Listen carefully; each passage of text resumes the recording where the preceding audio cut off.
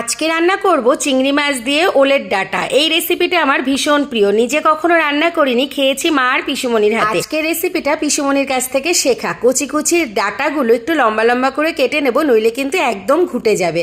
আর এর মধ্যে কাঁঠাল দানা দিলে কিন্তু এর স্বাদটা আরও বেড়ে যায়, তাই 4 ফালি করে কাঁঠাল দানাও কেটে নেব বেশ কিছুটা।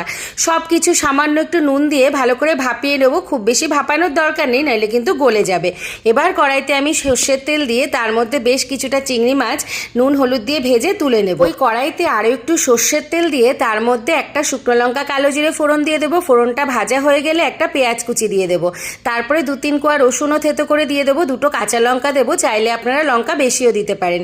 ভাজা ভাজা হয়ে গেলে ওই ডাঁটা আর কাঁঠাল দানাটা দিয়ে নুন হলুদ আর চিংড়ি মাছ দিয়ে একটু মিশিয়ে এটা ঢাকা দিয়ে দেবো। গ্যাসটা সিম করে কিন্তু রান্না করতে হবে।